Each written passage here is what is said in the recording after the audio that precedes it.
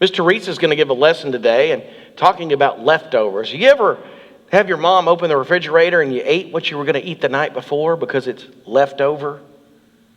It's not the best, but it's what's left over. It's kind of already been used up. And Miss Teresa is going to talk about that and what we should do. Do we give God the best we have, or do we just give God the leftovers? Take it away, Teresa. Okay. Good morning, boys and girls. I'm so glad to be here with you. I did something very special for Pastor Joel, and I had some treats for him, snacks, and he was late. He had an emergency, and he was late, and I got hungry. And so what happened was I sort of took a small bite out of this one, and I took a larger bite out of my Twinkie, and I ate all the chips but this. But I was COVID safe, and I wrapped them all afterwards. But when I showed it to him, he said, "No, thank you, but thank you." And I got to thinking about that, and I thought, what if this had been somebody more important than Pastor Joel, and maybe like the President of the United States, and he was supposed to come to our house, and he was late, and I was hungry, and so I ate, and I was going to serve him leftovers. Would that be okay? And I thought, well, he probably wouldn't have thought so, and I would have probably been embarrassed. And then I got to thinking about God, and I thought, do I sometimes give him leftovers? Well, I'm telling you all this because that's what our story is about today, is about David and how much he loved God and how he gave him first of everything. And that's what it is. Bible. It's 66 books of history, stories, letters, and poetry that fit together to form God's one big story. The epic adventure of how he created us and loves us so much that he made a way to rescue us.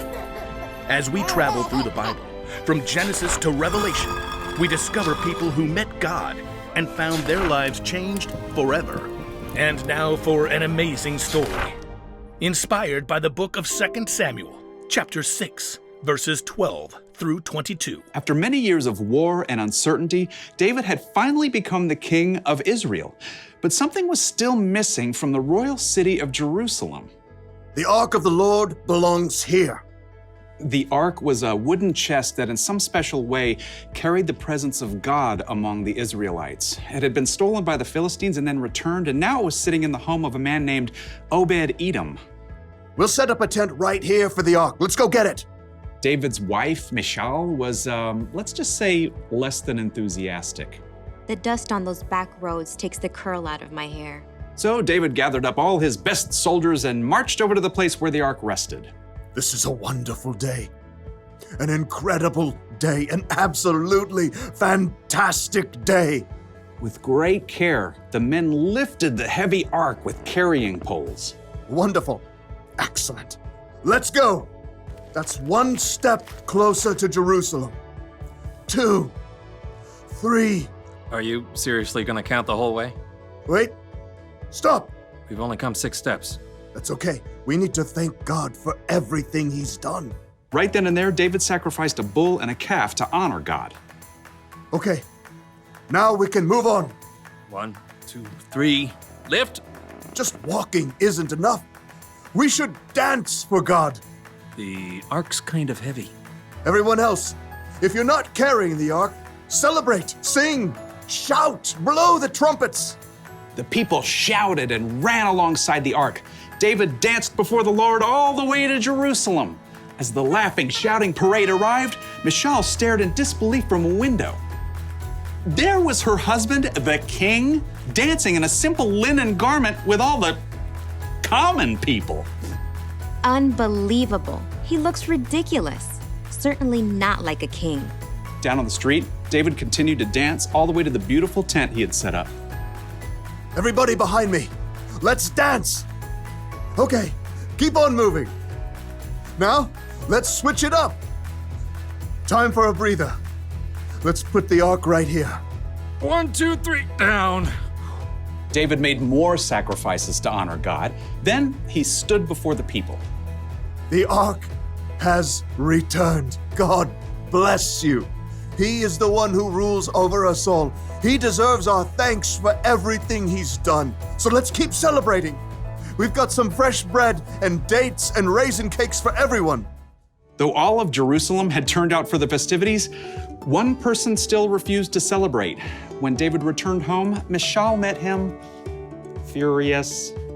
You're the king of Israel, and you've really made yourself look good today, right? Dancing around in that thing? A linen apron. It's what the priests wear. But you're a king. You made a fool of yourself in front of all of your officials and even the servants. I did it to honor God. He made me ruler over his people. I can't even. I will celebrate to honor the Lord. You already said that. Oh, I'm not done. I will bring even less honor to myself if it will bring more honor to God. What is that in your beard? Raisins. You want to do the electric slide? No. While Michal cared more about appearances than anything else, David fixed his gaze on God because he knew nothing was more important than celebrating, to thank God for all the amazing things he'd done. Wasn't that a great story? Well, in Mark, which is in the New Testament, in chapter 12, verse 30, it says, "Love the Lord with all your heart, with all your soul, with all your mind, and with all your strength." And if we do that, then there are no leftovers. If we give him the first of everything, he's going to be so happy, and we can show him our love. He's shown us his love by giving us Jesus. Let's say a quick prayer. And now if you'll repeat after me. Dear Jesus, help us to give our best, not the leftovers. And we ask these things in your name. Amen. Hey guys, it's Rochelle and Miss Trudy, and we're here today with our friend Noah and his ark to talk about the promise that God gave us through that story. So we're going to sing a little song. Please join in. Rise and shine. Rise and shine and give God the glory, glory. Rise and shine and give God the glory, glory. Rise and shine and give God the glory, glory. Children of the Lord. The Lord said to Noah, there's gonna be a floody, floody. Lord said to Noah, there's gonna be a floody, floody. Get those animals out of the muddy, muddy, children of the Lord. And then the Lord said to Noah, you're gonna build an arky, arky. Lord said to Noah, you're gonna build an arky, arky. Build it out of hickory, barky, barky, children of the Lord. Well, the animals, they came on by twosy, twosies. Animals, they came on by twosy, twosy. Elephants and kangaroosies, roosies, children of the Lord. And then it rained and poured for 40 daisies, daisies. Rained and poured for 40 daisies, daisies. Nearly drove those animals crazy, crazy, children of the Lord. But then the sun came out and dried up the landy, landy. Sun came out and dried up the landy, landy. Everything was fine and dandy, dandy, children of the Lord. And then the animals, they came out by threesies, threesies. Animals, they came out by threesies, threesies. Elephants and chimpanzees, easy, children of the Lord.